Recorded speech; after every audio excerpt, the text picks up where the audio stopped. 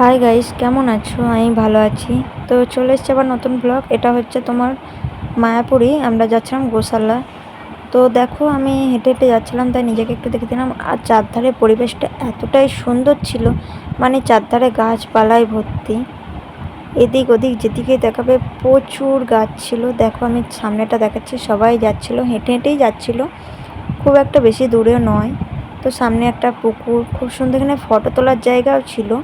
তো আমার তেমন কোনো ফটো তোলা হয়নি, কারণ আমি গেছিলাম বেশিক্ষণের জন্য নয়, খুব কম টাইমের জন্য হয়েছে। যা মানে যেদিন গেছি সেদিনই চলে এসেছি, তাই ফটো বেশি আমি তুলতে পারিনি। তো নেক্সট টাইম যখন যাব থাকার চেষ্টা করব। আর আমার জায়গাটা এতটাই ভালো লেগেছে, মনোরম, মানে মনে হবে সারাদিন ওখানেই বসে থাকি।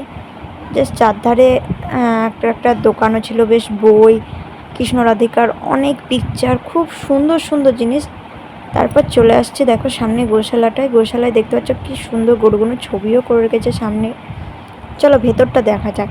ভেতরে দেখো গরুগুলো, দেখো সবাই খাচ্ছে এদিক ওদিকেই, অনেক গরু, প্রচুর গরু রয়েছে।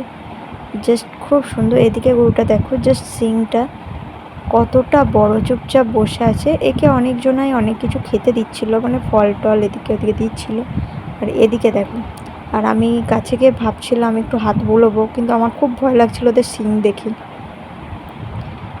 এতটাই ভালো লাগছে। আর গরুগুলো সত্যি এতটাই সুন্দর, মানে পরিষ্কার ধপধপ করছে, খুব সুন্দর, বেশ চারধারটা পরিষ্কার করে রেখেছে। আমি এধার ওধার দেখে দিলাম, তারপর এইদিকে গরুগুলোকে দেখাচ্ছিলাম।